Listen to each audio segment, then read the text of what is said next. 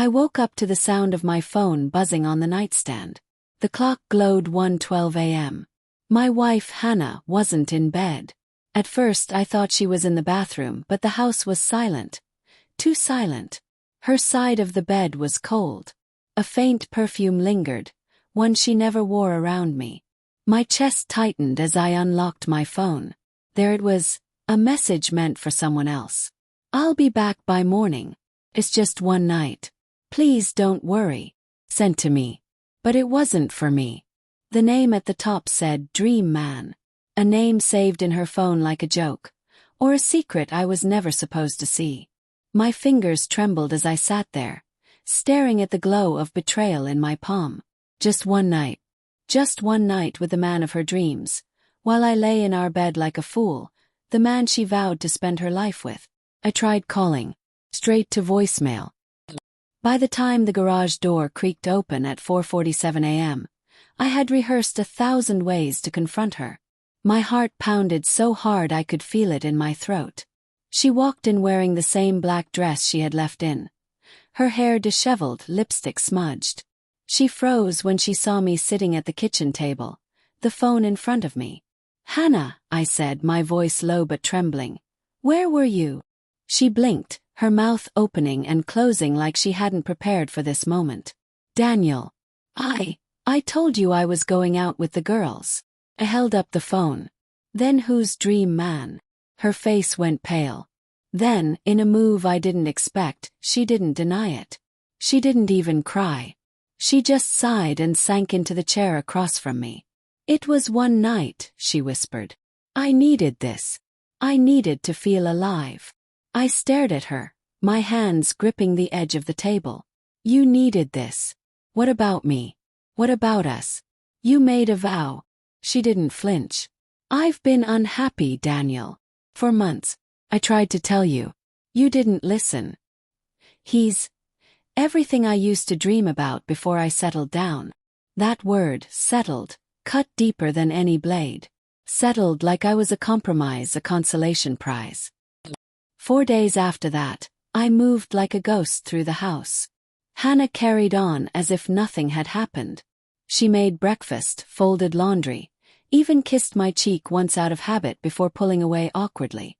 I didn't sleep. I couldn't eat. Every time I closed my eyes, I saw her with him. Her dream man. Was he taller? Funnier? Did he make her feel things I couldn't anymore? By the 5th day she finally said it. "Daniel, maybe we need space. Maybe this marriage isn't what it used to be." I laughed, but it came out hollow. "You think? You already took your space, between the sheets with him." I packed a bag that night, not because I was leaving, but because I needed to think without her shadow hanging over me. I went to my brother's place, a tiny apartment on the other side of town. He didn't ask questions. He just handed me a beer and let me sit in silence. For a week I thought about my options. Divorce. Counseling. Revenge. Each one tasted bitter. Then I made a decision. Not out of anger but clarity. If she could so casually toss away our years together for one night, then I had to start valuing myself more than she ever did. When I returned home, the house smelled like her perfume again. Hannah was on the couch, scrolling through her phone. She looked up surprised. "Daniel, you're back." I nodded, set my bag down and sat across from her. "I've been thinking." Her eyebrows rose. "About us?" "No," I said calmly. "About me." That got her attention. "I'm freezing the joint account," I continued. "You can use your own paycheck for your expenses. I've already spoken to a lawyer, just to know my options." Her eyes widened. "Daniel, are you serious?" "It was one night." "One night was enough," I said. "You wanted to feel alive. I hope it was worth killing what we had." Hannah tried everything after that. Apologies, tears, even anger. "You're punishing me," she shouted one evening. "I made a mistake, yes, but don't act like you've been perfect." "I've been faithful," I shot back. "I've been here." But her words stuck with me, mistake. As if infidelity was a slip of the tongue, not a deliberate night planned behind my back.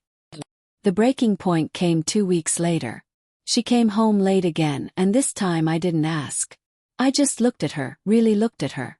How her eyes darted away, how her phone buzzed in her purse and she didn't dare take it out. "I can't do this anymore," I said quietly.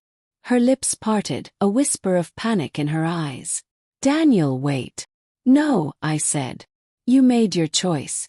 Now I'm making mine." Filing for divorce wasn't easy. The nights were long.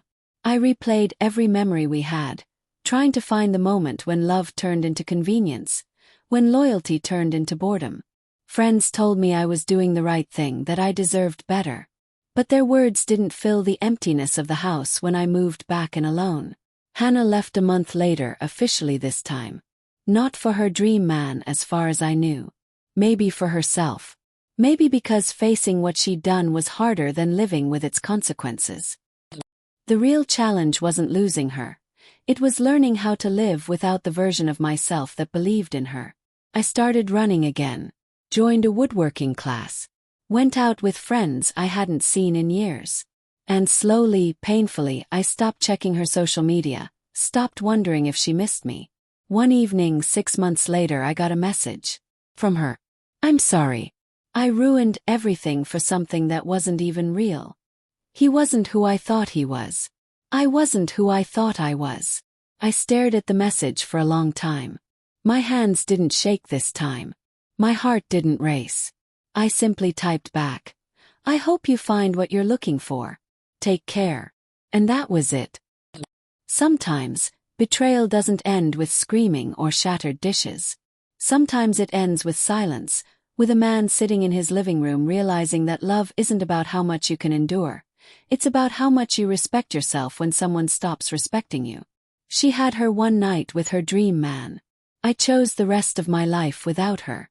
And for the first time in months, that felt like the beginning of something, not the end.